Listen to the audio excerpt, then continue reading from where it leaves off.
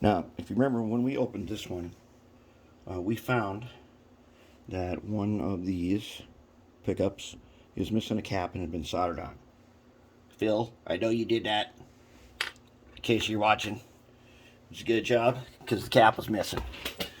And I thought, well, since we got to solder one back on, let's do this one in all soldered. Let's do it all soldered. All right, so I've already done the other ones.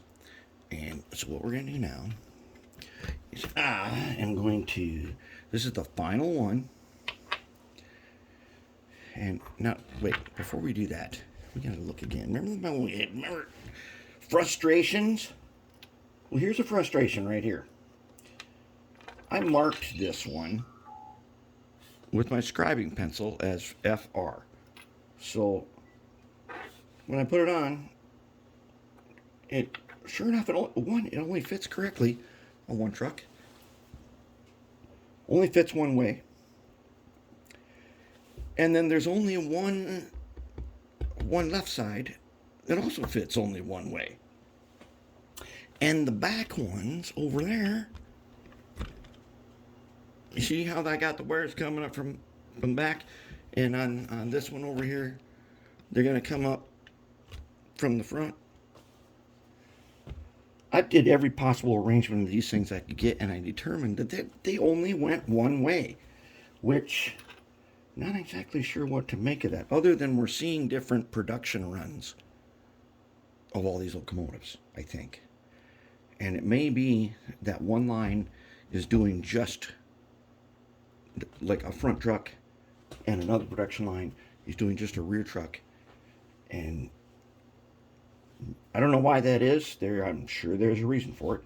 It just is. But they only work one way. So if you're getting really frustrated, like really, really frustrated, find the one that lines up on one of your trucks, all the axles straight. Find a matching one that also lines them up straight. And then the rear one or the other truck should fall into place. And they may not match. You may have towards the front. You may also have towards the back. All right, anyways. So got that figured out. And we had Trammel. All right, so now what we're going to do, remember when we put the cap on this, we put the wire down the insulation under the underside, and we wrap it on. We got some ox guard, and then we put the cap on. To solder this, what we're going to do is we're going to put, now you don't have to put it in the frame to do this. It will fit in there if you solder it outside first. Okay, so don't worry about getting in place. Just put down to the insulation, wrap the wire up the way you usually do through the little notch. Oh yeah, tin the tip of your wire first. That's an important step. Okay, now there he is. Okay, and you should be able to see just barely. I got the wire wrapped up. Okay, down the insulation. As if we were doing it, going to be using the cap. All right. Now what we need is either a third arm or we need helping hands. And I have helping hands right here. We're going to take our helping hands and clip them on, and then we're going to make them so that they hold this thing down to the workbench so this wire does not get out of place. Okay, then we're going to take a little, now to tin this, I use acid paste to tin it. Then I brushed on some acetone to neutralize the acid. That's important. Okay, I'm going to put on some rosin flux, just like that. Then it's already tinned. And now I'm going to go ahead and hopefully I don't have to do much, but I'm going to hold it in place with a screwdriver. See if you can, let's zoom in on this guy. You can see this. Okay.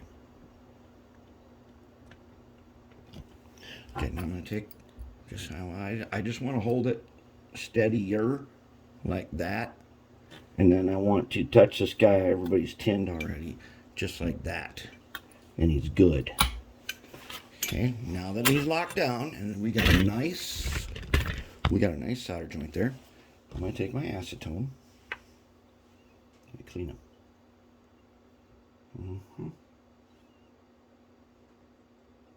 Rosin ain't gonna hurt nothing, but I'm gonna clean him anyways.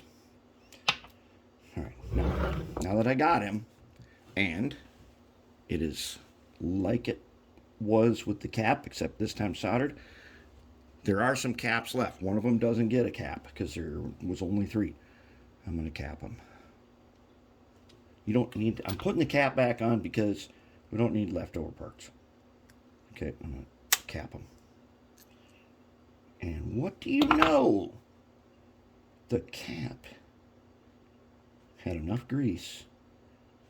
That guy's cracked. Interesting. Not that it's going to matter. It'll stay on there. But it doesn't, it serves no purpose now. Because there's no place for it to short anyways. We just leave them alone. Okay. Now we put, this guy's going through the front opening. When you find the ones that go to the rear, they go through the back opening. Okay, so now let's go ahead and take this one here and put him on. Now we got the other problem. The other problem is the side frames. Wait, look at these side frames.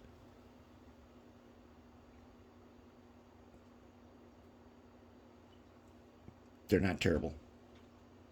They actually look pretty decent. Okay, now we got to make sure that before we click the side frames in place that they line up. And this one here does not line up based on the middle axle socket. This middle one is how you check. So that one has to go on the other side. That means this one should line up. And it does. You'll be able to snap in the wrong one. It's just that the ends of the axles won't go in place.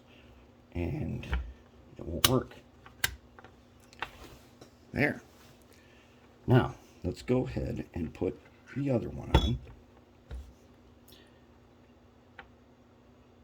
Okay, now you will know that you have this right because your axles will be nice and parallel to the, no, they'll be nice and perpendicular to the pickup. If they're angled in any way, it's the wrong one. Okay, then we'll put this guy on. Oh, don't get hooked in there, and then, okay, and then we got them. Got the Mag 1 grease in there. No more spreading grease. That will be good. There. Okay, let's set them on the track for a sec. Since we don't have any worms hooked up, let's just set them on the track and go ahead and roll him. See how he feels. Now that is the way it's supposed to be. So it shouldn't be free rolling. If I go, it shouldn't hardly go anywhere.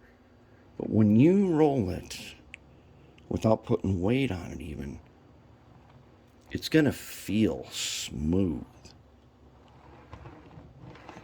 Beauty. Now that is what we like. That is a good cleaning and greasing right there. We got our worms. We got the Marvel Air Tool oil on them. We'll put them in place and add a little Mag 1 to it. And then we're going to go test track test this one and the one we did the other day.